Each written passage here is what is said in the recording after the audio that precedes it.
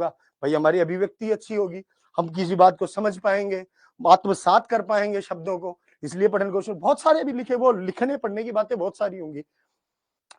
अब इसके बाद में हमें इनकी विधियां पढ़नी पड़ेंगी। इसकी विधियां बहुत सारी आ जाती है। वर्ण विचार विधि, वर्ण वर्ण उच्चारण विधि, अक्षर बोध विधि, ध्वनि साम्य विधि, देखो और करो विधि, अनुकरण विधि, ये बहुत सारी इसकी विधियां। मैं सबको यहाँ पर लिखना नहीं चाहता। संयुक्त विधि, अर्थावबोध विधि, संचरित विधि, बहुत सारी विधियों का हमें अध्ययन करना पड़ेगा, क्योंकि इन विधियों से हमसे देखो क्वेश्चन पूछ सकता है। अक्षर बोध विधि सीधा सीधा आ गया, या हमसे बोले वर्ण उच्चारण विधि। अब वो बच्चा से, या ये इस टॉपिक का अब इसमें क्वेश्चन पूछने की बात आती है तो सीधा कर सकता है, सीधा हमसे पूछवा सकता है कि इसका उच्चारण कैसे होगा। कोई वर्ड दे दे, लो जी, ये क्षय, क्षय है, ये किन वर्णों से मिलके बना है? तो किस किस से मिला बना है? क प्लस श। क्षय किससे बना है? क प्लस से, संयुक्त वर्ण। भाई अक्षरों का ज्ञान होना, हम बच्चों को जब पढ़ाते हैं क्लास में, कोई भी टीचर है वो बच्चों को पढ़ाएगा तो सबसे पहले क्या आप सिखाओगे? आप पढ़ना लिखना सिखाओगे। ये इतनी बड़ी बड़ी बातें तो हम बाद में करेंगे, पहले बच्चा पढ़ना तो सीखे। तो केवीएस जो रिक्रूटमेंट है वो ये कहना चाहता है कि बच्चों को पहले पढ़ाना कैसे है, आप पहले ये सीखो, इसकी जो विधियां हैं उनका ज्ञान करो, क्योंकि वहां से हम लोग जो भी प्रश्न इत्यादि वो डालेंगे वहां पर। जैसे हमसे पूछ लिया अनुकरण विधि, अब अनुकरण भी दो तरीके से होता है। अनुकरण जो विधि है, देखिए मैं लिख देता हूं यहाँ, अनुकरण विधि।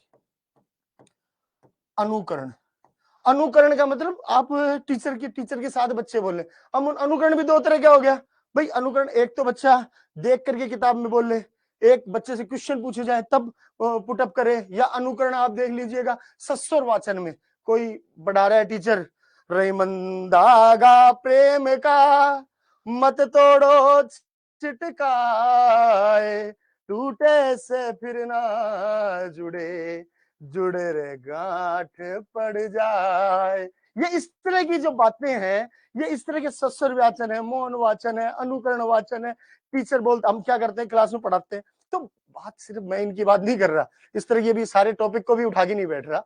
अभी जब जैसे ही हम टॉपिक को पढ़ेंगे, एक एक को देखेंगे, इनके गुण देखेंगे, क्या इससे फायदा होता है, क्या इसका दोष है, वो जरूर देखेंगे। एग्जाम में दे दे हमसे अनुकरण विधि का क्या दोष है, सबसे बड़ा दोष तो सर समय ज्यादा लगता है।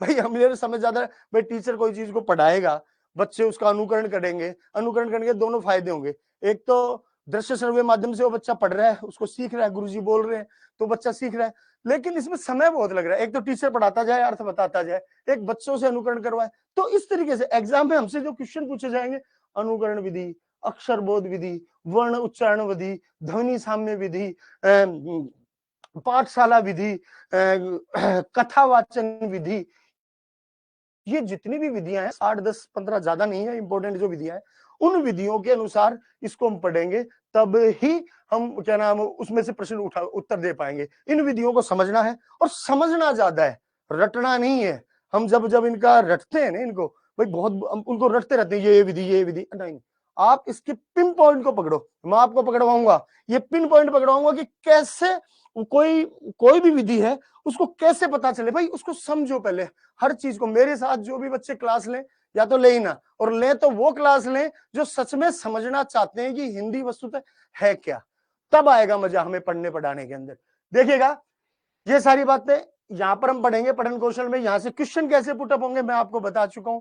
इनमें हमसे विधियां पूछी जा सकती है, हमसे ये पूछा जा सकता है फर्स्ट से पंचम तक, अर्थात पहली से पांचवी तक की कौन सी विधि प्रयुक्त होती है, छठी से आठवीं तक के लिए कौन सी होगी, नवीं और 10वीं के लिए कौन सी विधि यूज करोगे। तो इन विधियों को पढ़ते हुए हमें इनका एक्सप्लेनेशन का पता होना चाहिए। साथ में हमसे वो भी पेडागोजी टाइप भी क्वेश्चन यहां पर भी पूछ सकता है, हिंदी के अंदर वो पूछ सकता है। एक बच्चा है क्लास के अंदर बहुत समस्याग्रस्त है, वो डेली लड़ाई झगड़े करता है प्रतिदिन, तो उसके लिए क्या करोगे। वो 4 ऑप्शन एक जैसे आते हैं, आपने देखे होंगे ऐसे क्वेश्चन, नहीं तो मैं आपको दिखा दूंगा उस तरह क्वेश्चन। वो सीधा उसमें होता है, हम उसके माता पिता से शिकायत करेंगे, उसका रिएस्टिगेशन कर देंगे, उसकी समस्या को जानने की कोशिश करेंगे, या प्रिंसिपल से उसकी शिकायत करेंगे। लो जी, अब यहां पर इन चारों ऑप्शनों में जो सबसे बेटर उत्तर है उसको पकड़ेंगे। हमें एक आदर्श गुरु के अनुसार इन क्वेश्चनों का उत्तर देना है। इस तरह से पठन कौशल में हमें पठन कौशल की विधि सारे उद्देश्य देखने हैं, इनका कार्य देखना है, ये विधियां देखनी है, विधियों के गुण दोष देखने हैं, और पेडागोजी टाइप इस पठन कौशल से किस तरह के क्वेश्चन आ सकते हैं इनका हमें वर्णन करना है। नेक्स्ट आइएगा व्याकरण। व्याकरण के अंदर देखिए, मैं अभी ज्यादा एक एक को खोल के नहीं समझाऊंगा, अभी आपको सिर्फ सिलेबस को समझाना जा रहा हूं कि सिलेबस आपके आत्मसात हो जाएगा ना, तो आप समझ लीजिए 50% हिंदी का कोर्स आपका खत्म हो चुका। सिलेबस समझ में आ गया तो कि पढ़ना क्या है यही नहीं पता अभी तक हमें। अब देखिएगा व्याकरण, व्याकरण में देखिएगा संज्ञा, सबको पता है नाम को संज्ञा कहते हैं, और विशिष्ट परिभाषाएं किसी की नहीं दूंगा, सिर्फ नाम इत्यादि। अब संज्ञाएं कितने प्रकार की होती हैं, कितने प्रकार की नहीं होती, कौन सा वर्ड किस संज्ञा में आएगा, इस तरह की बातें। उसी तरह सर्वनाम शब्द, संज्ञा के स्थान पे प्रयुक्त होने वाले वर्णों को सर्वनाम कहते हैं। अब सर्वनाम भी कई पर, निजवाचक सर्वनाम, परवाचक सर्वनाम, कई तरह के सर्वनामों की बात हो रही है।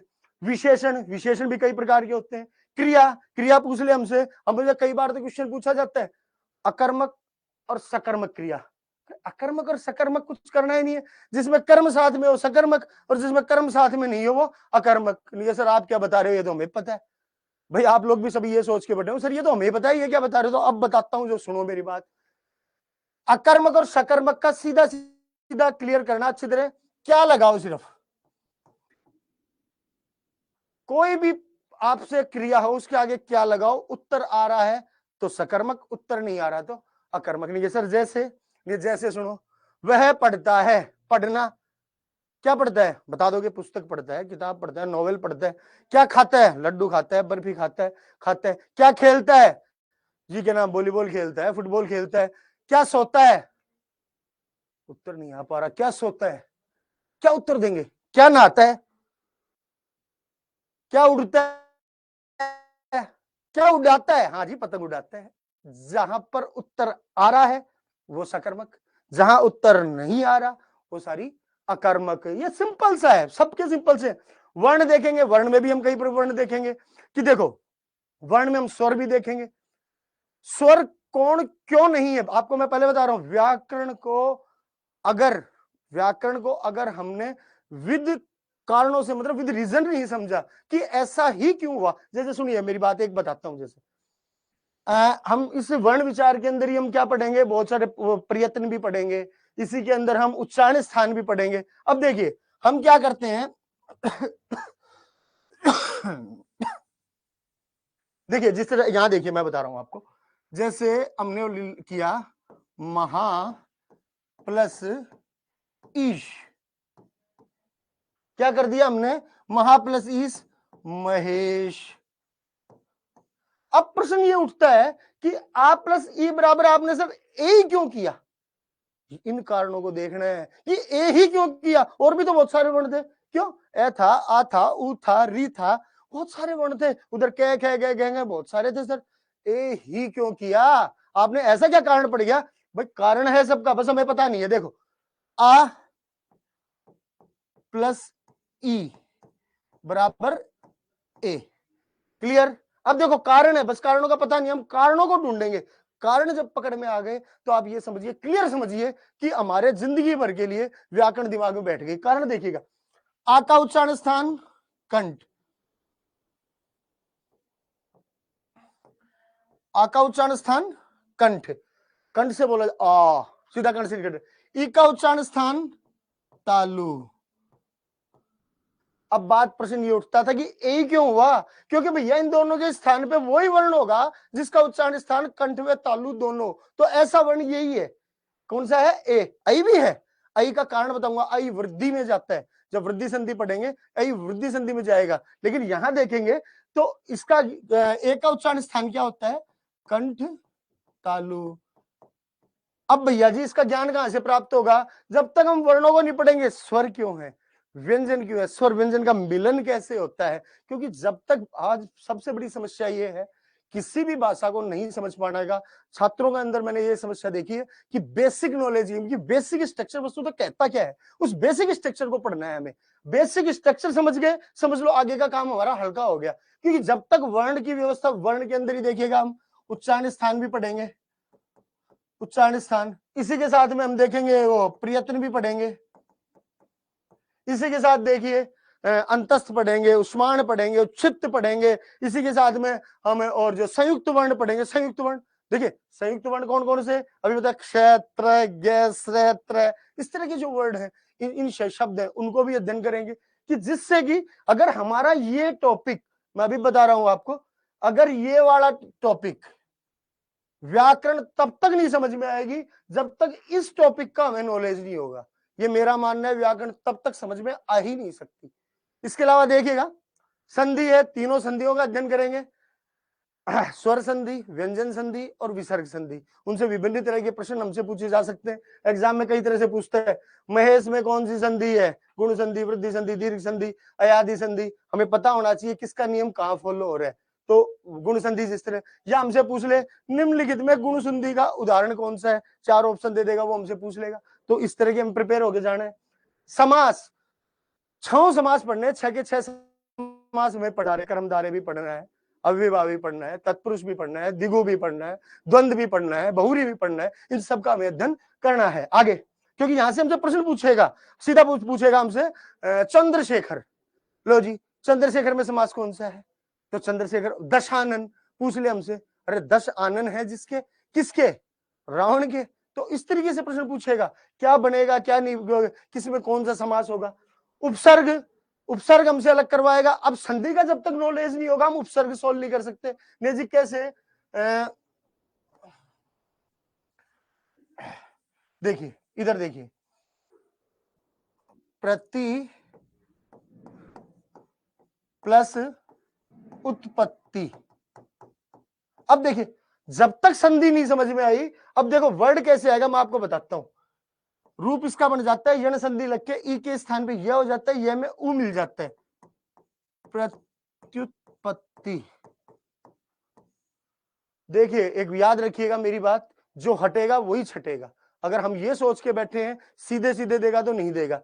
अब हमसे कोई पूछता है, देखो ऐसे पूछ ले, प्रगत, प्रगत, तो सीधा सीधा पता चल भैया उपसर्ग बताओ, सब बच्चों को पता है, हाँ भाई सर ऐसा है, आगे उपसर्ग होता है, पीछे प्रत्यय होते हैं। बच्चा कोई बता देगा सर प्र है। वो हमसे पता है कौन से क्वेश्चन पूछता है, वो कभी भी ध्यान रखना, उपसर्ग और प्रत्यय में वो क्वेश्चन पूछता है जहां पर संधि हुई है और जहां पर सीधा सीधा पता नहीं चल रहा है। अब यहां प्रत्युत्पत्ति में क्या नीचे ऑप्शन देगा, प्रति,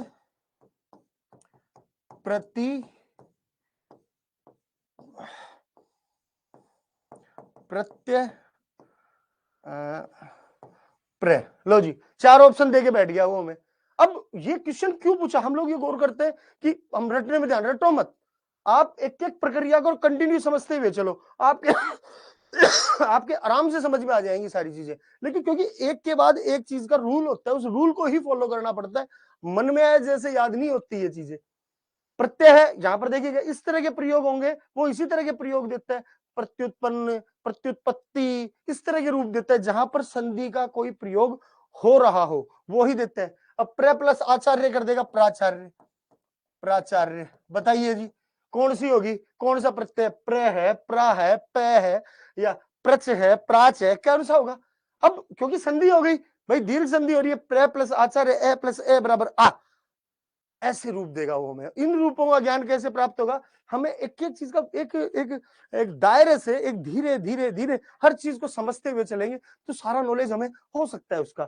प्रत्यय, प्रत्यय भी इसी तरीके से मैंने अभी जो आपको बताया कि प्रत्यय भाई उपसर्ग आगे लगते हैं, प्रत्यय पीछे लगते हैं। एक संस्कृत में सूत्र आता है परस्य, क्या सूत्र आता है, परस्य।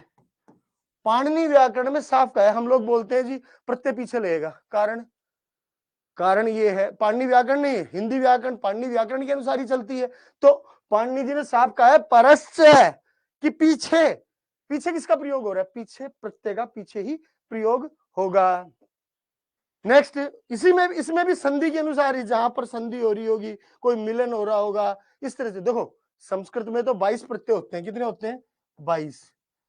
लेकिन हिंदी जो भाषा है, देखो 12वीं सदी के अंदर, 11वीं 12वीं सदी में हिंदी भाषा के अंदर का लिखित रूप हो रहा है। बोल तो पहले भी लग गए थे लोग, लेकिन लिखित रूप में आ रही है। अब जब वो लिखित रूप में आ रही है, उससे पहले आप देखिए कितनी भाषाएं सम्मिलित हो गई उसमें,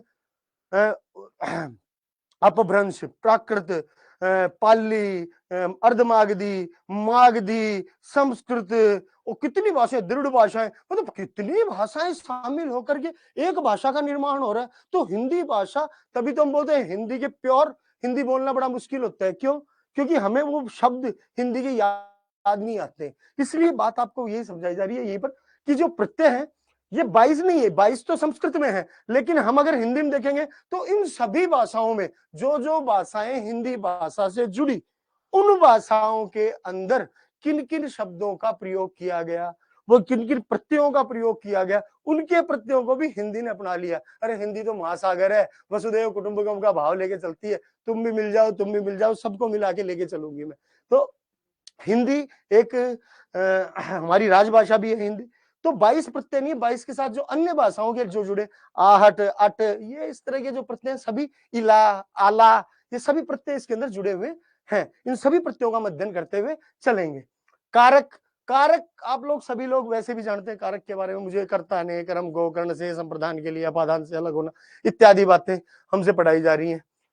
कारक को जो काम में लिया जाएगा ना, कारक का जो हम अध्ययन करेंगे, वो कारक का अध्ययन वस्तुतः कहां के लिए करेंगे? इस अशुद्धि संशोधन और वाक्य रचना के लिए। क्योंकि अशुद्धि संशोधन और वाक्य रचना कारक का एक सिंपल अध्ययन करके हम यहाँ पर इन शब्दों का और वाक्यों का निर्माण करने की प्रक्रिया देखेंगे।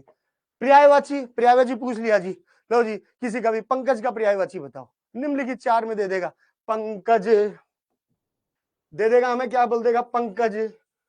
पंकज का पर्यायवाची बताइए। अब वो 3 ऑप्शन दे देगा पंकज के पर्यायवाची, सॉरी 1 दे देगा पंकज का पर्यायवाची और 3 दे देगा कुछ अलग। अब हमें इन सारे पर्यायवाची इंपॉर्टेंट, देखिए और किताबों में आप क्या पता क्या पढ़ते आए होंगे, आप वो इजी रूप में कोई नहीं, जितने भी विशिष्ट रूप है जो आज तक एग्जाम में आते हुए हैं, हम सिर्फ उन्हीं का ही अध्ययन इस सिलेबस के थ्रू करवाएंगे, जो कि एग्जाम में हमसे पूछे जा सकते हैं, सिर्फ उन्हीं का। सबको लेके नहीं बैठेंगे। पर्यायवाची पूरी दुनिया के पर्यायवाची, आज तक कितनी भाषाएं हिंदी मिली हुई है, सबके पर्यायवाची लेके बैठ गए तो सिलेक्शन भी नहीं होना हमारा। उसी तरीके से विलोम शब्द है, विलोम शब्द को हम विपरीतार्थ शब्द भी कह सकते हैं। विपरीतार्थ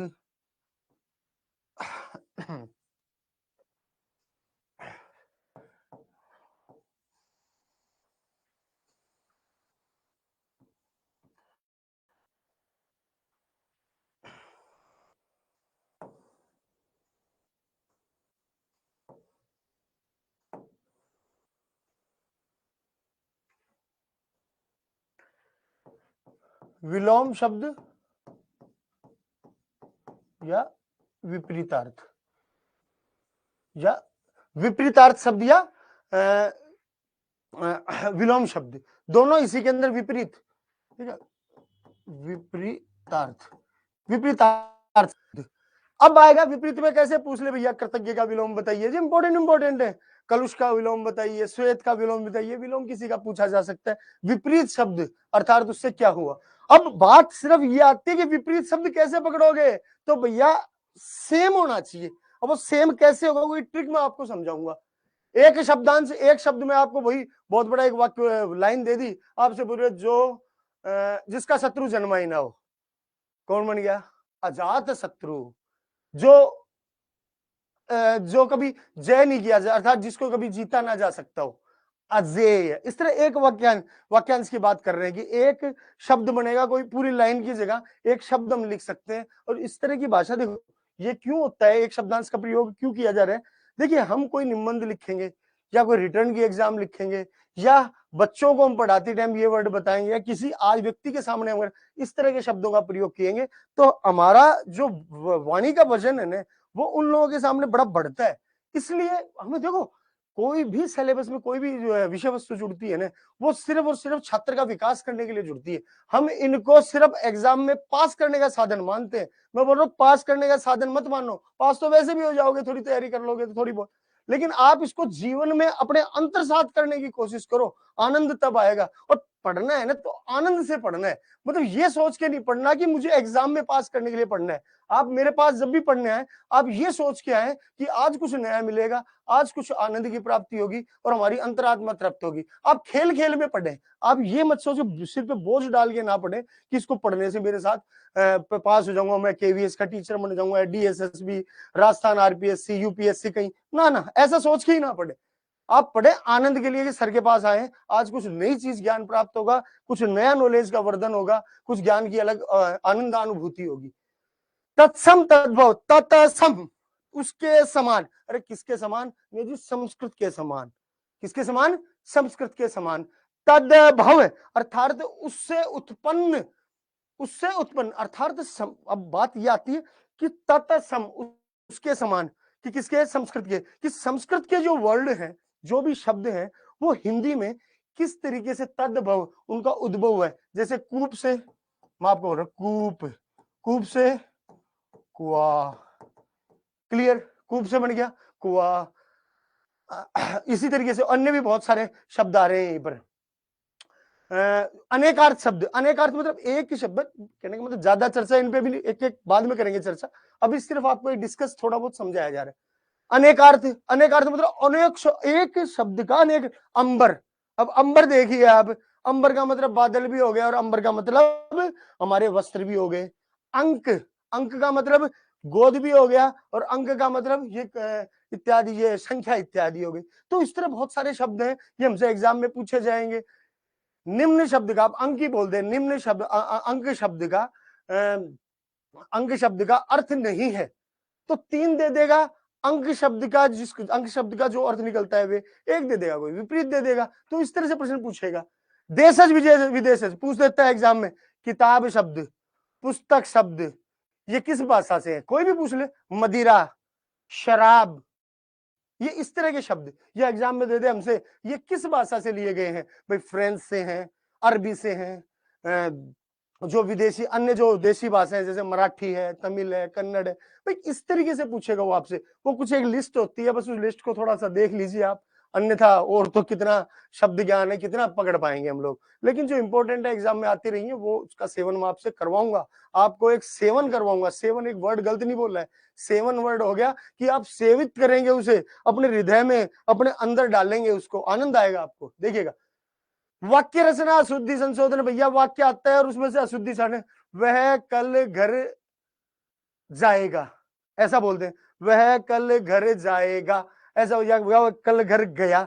अब बात यही पर आप इस तरह के कोई वर्ड दे करके आपसे पूछ लिए जाती है किस तरह की त्रुटि है इस वाक्य में, इस वाक्य में किस तरह की त्रुटि है, या किस शब्द की, इसका शुद्ध वाक्य बनाइए, अशुद्ध वाक्य का संशोधन कीजिए। हमसे पूछ लिया जाता है एग्जाम में फिक्स है। कवियत्री का कौन, कवियत्री, सन्यासी, श्रृंगार, देखिए एग्जाम में ऐसे पूछता है, श्रृंगार ऐसे दे देगा या ऐसे दे देगा।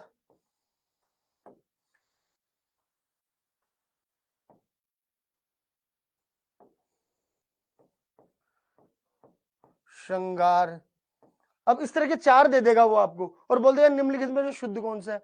कवियत्री, उज्जवल, सन्यासी, ये इंपॉर्टेंट है, ये बार बार में चिन्ह, अब ये इंपॉर्टेंट है, ये बार बार में आएंगे एग्जाम के अंदर हमारे, क्योंकि ये फिक्स है, 240 के करीब है ये शब्द जो हमसे बार बार में पूछे जाते हैं एग्जाम के अंदर। मैं उन सब का एक लिस्ट आपको उपलब्ध करवाऊंगा, देखेंगे जैसा भी होगा। मुहावरे, लोकोक्तियां, जैसी करनी वैसी बढ़नी, काल करे सो आज कर, आज करे सो अब, इस तरह के जो वाक्य हैं, इस तरह के जो हमें लौकिक जीवन में वाक्य मिलते हैं कि हाथ कंगन को कार आरसी क्या, या हाथ का मैल, इस तरह के वर्ड, आंसू आना, मुंह धोना, या सफलता ही तरक्की का निशानी है, ये इस तरह के कुछ वर्ड हैं जो हमारी लोकोक्ति मुहावरे के रूप में बार बार में हमारे सामाजिक जीवन के अंदर हमारे सामने आते रहते हैं। इन सब का यहां से हमें, क्योंकि उनका अर्थ पूछ लेता है हमसे, वो उनका अर्थ पूछता है या कोई वाक्य में उनका प्रयोग करवाएगा तो किस निम्नलिखित में दे देगा किस वाक्य में उनका प्रयोग सटीक रूप से बैठ रहा है। इस तरीके से ये हिंदी का सारी जो क्लास है, इस हिंदी के क्लास का जो अध्ययन है, हम अपने जो सिलेबस के अनुसार करेंगे। लेकिन मैं वापस बोल रहा हूं आप लोगों को, ये सिलेबस जो है वो बिल्कुल दिमाग में फिट कर लीजिएगा, वो इसी तरीके से आपसे क्वेश्चन पूछेगा। अपना दिमाग लगा करके कहीं आप सिर्फ व्याकरण के टॉपिकों के पीछे मत रह जाना। यहां से 6-7 आएंगे तो 2 से 3 क्वेश्चन, या क्या पता ज्यादा भी हो, पठन कौशल से डाल दे। अचानक क्या पता तुम वहां जाओ और जाते पहले ऐसा बता ले, ओ हो सर ने सही कहा था, पठन कौशल के भी क्वेश्चन आ गए, हम लोग सारी व्याकरण तैयार करके जा रहे ना। 4 टॉपिक दिए सिर्फ इन्होंने, इसकी व्याख्या नहीं कर पाए वो लोग, उन्होंने व्याख्या नहीं करी है। लेकिन मैं इसकी जैसे जितना भी मैं समझता था और जैसा मैंने मेरे और जो विद्वान साथी हैं उनसे डिस्कस की, उससे ये पता चला कि इन चारों सब टॉपिकों के अंदर वो किस तरीके से क्वेश्चन पूछ सकता है हमसे। धन्यवाद, सब्सक्राइब भी कीजिएगा आप इस टॉपिक को, और इसी के अनुसार अगली क्लास में हम अध्ययन करते चलेंगे। धन्यवाद, नमस्कार।